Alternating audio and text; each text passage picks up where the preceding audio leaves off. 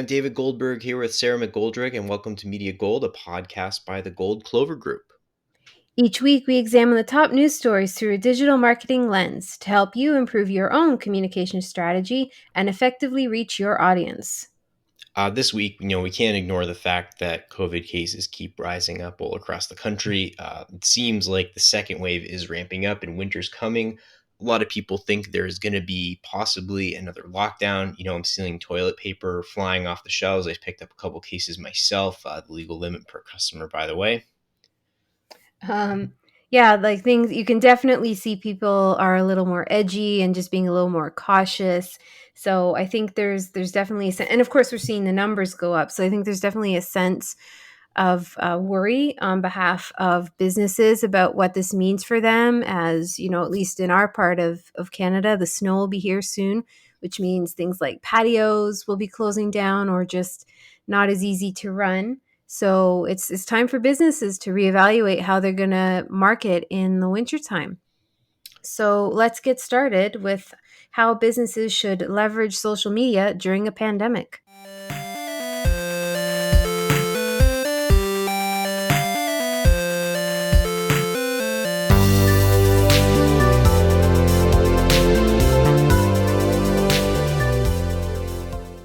Yeah, we're going to go run through 5 different categories here for you guys today. So, number one is interact and create an online conversation. So, what you want to do is you want to make sure that you are definitely replying to all your comments and reviews. But, in the case of obviously somebody says, like, oh, I loved it today, you can say, thank you so much for visiting my business. But if somebody's, complaining about something, saying something wrong, they had a bad experience, you're going to want to kind of take that offline, reach out to them, say, hey, please send me your private email. Let's get together and work this out so other people can see that you're being receptive to these kinds of issues. I had one thing that happened to me this week was a pretty bad marketing faux pas on the part of Tim Hortons. They've been promoting their app free delivery. So we decided to get, $30 of Timbits and coffee. So why not? So it says the order goes through. I'm waiting like half an hour, 40 minutes, and they get a text and they say, oh, the order's been canceled. Restaurant can't fulfill it. And then I get another text and they say, oh, don't worry, another driver is coming. They're going to get your stuff together. And then we wait another 20 minutes. I get another cancellation. And then the driver that Tim Hortons hired through DoorDash to get my order says he's at the restaurant and the restaurant doesn't know what I'm talking about. Meanwhile, the app took my money and registered the order as fulfilled. So I'm out $30.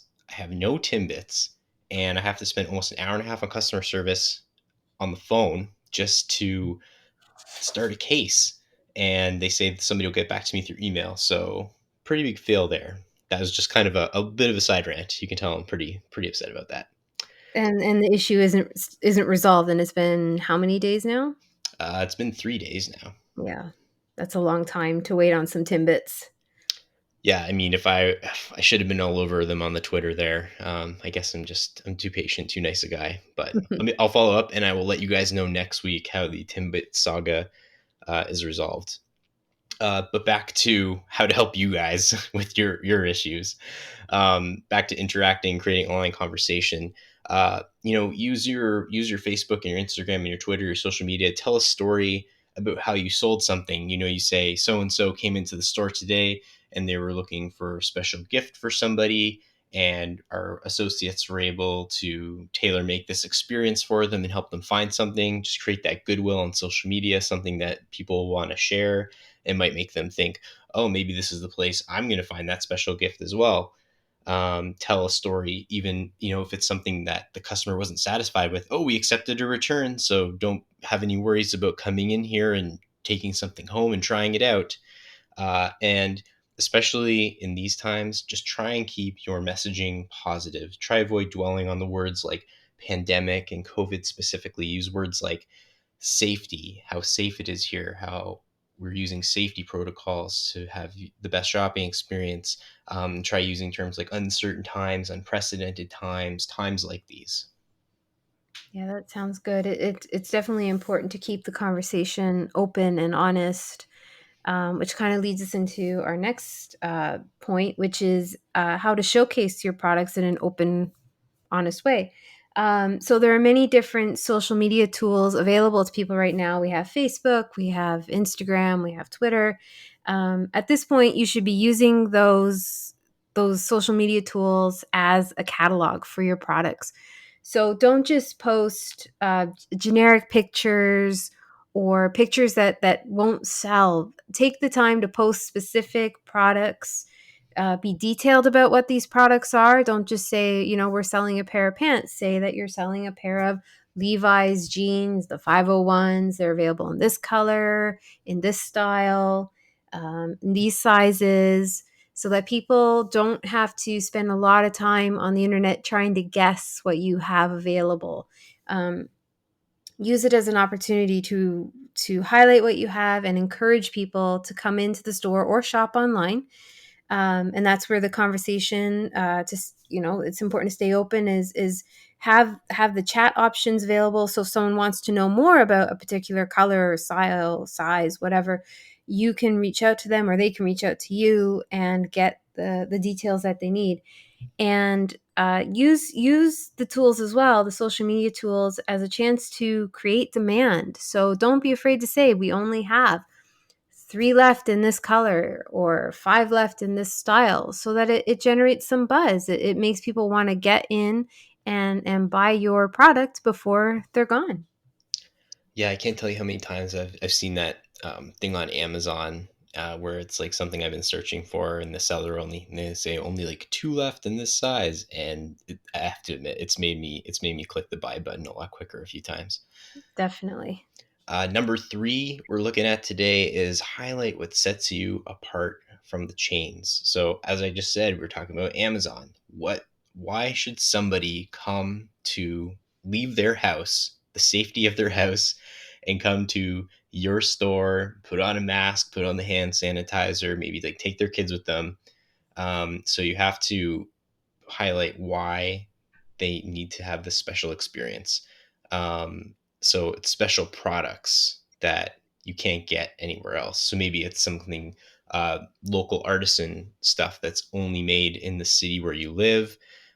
Maybe it's stuff that you personally travel along with in your community to bring to the store to highlight to other people.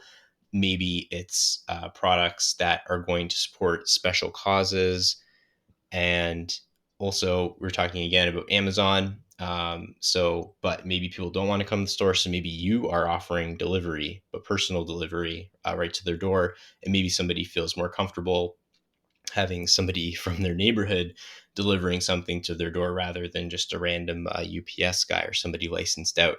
And Sarah, you want to say something about personalization as well? Yeah, like the one thing that Amazon can't necessarily offer is personalization. And we're getting close to Christmas, Hanukkah, and it's gift giving time. So people want to give something that's special, and Amazon is going to be overrun by orders. We already know this. We saw what happened during the initial part of the pandemic. Where I live, I'm in a condo, and my building looked like Santa's workshop. It was piled high with boxes day after day after day. So we know that Amazon is going to be in high demand. So if you can find a local independent business, an artisan, someone who can create something unique and special, it's going to mean a lot, especially this year when people are under so much stress, and it's harder than ever to show emotion, show feelings. We Mhm. can't hug, we can't kiss, we can't we can't do anything these days. So if your business can offer something that just makes that gift extra special or that product extra special, it's going to mean the difference, and people will share, on their own Instagrams or whatever, pictures of this beautiful, handmade product or personalized product, and say, "Hey, I got it here." And that kind of leads into our next one, number four, developer persona expertise. You're talking about, we're not allowed to like hug or do anything these days. And so you're trying to find a way to get any kind of like emotion out there. So you're talking about personalized one-on-one service, you know, make an appointment, come to our shop. We'll walk you through. We'll find what you need. That's Um, what I'm finding.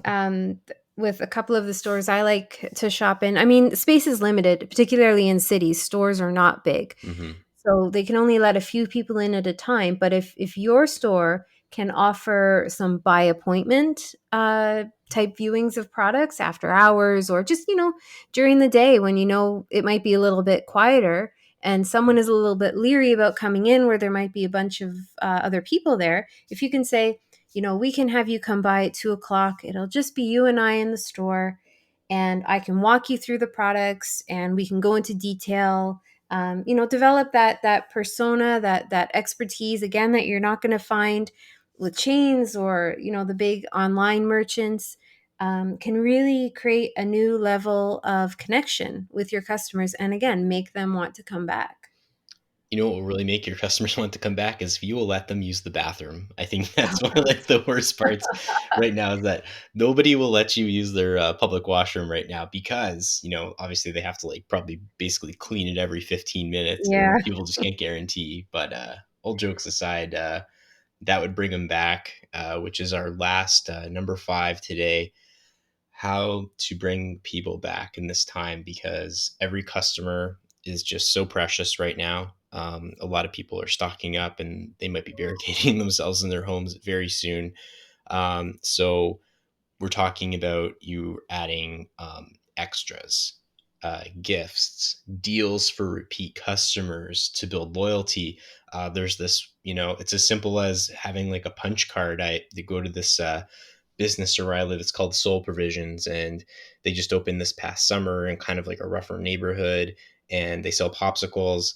And they have like the punch card, like buy 10 popsicles, get one free. And it worked on me. And I know it works on everybody in the neighborhood because it's like, oh, why wouldn't I just go to this, restaurant for dessert every night of the week? Because in 2 weeks, my whole family's getting treated to free popsicles.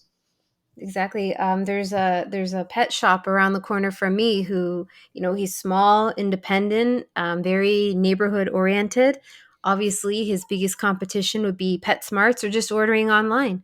And when you go in there and buy, a bag of pet food, he'll throw in a few sample bags of another brand. And it doesn't seem like much, but, that becomes just an extra treat, or, you know, something just to make life easier. And we understand the stores are suffering, and it's really rough times for everybody. So any way that your business can throw in an extra little sample or create some kind of loyalty program, people will come back. That trust will be created and they will become a loyal customer to you. Yeah, you know why I like going to Chorus for breakfast so much is because I don't know if they still do this. They give you like the piece of fudge on the way out. I don't know if they can do that anymore because of COVID, because it was like the little tweezers like under the glass bubble. But yeah, that got me every time. It's the little things. It's like when we were kids and you go to Long John Silver and you'd get a little toy at the end of the meal. Like, this dates me in Oh, such a the huge way. treasure chest. I know what you're But talking. yeah, that was it. And it kept our parents coming back because, hey, the kids, if they sit quiet for 20 minutes, will get a treat at the end of the meal. So it's the little things. And right now we've learned in every facet of our lives, it's the little things that matter. And that can be a make it or break it deal for you and your business. Yeah. So there's our tips for today, everybody. Interact with your customers, showcase your product, highlight what sets you apart, develop a persona, and bring them back. We hope you found these tips helpful. Send us your digital marketing questions by visiting us at www.goldclovergroup.com, or find us on social media at Gold Clover Group on all the social media platforms. And don't forget to catch us every Wednesday wherever you listen to your podcast.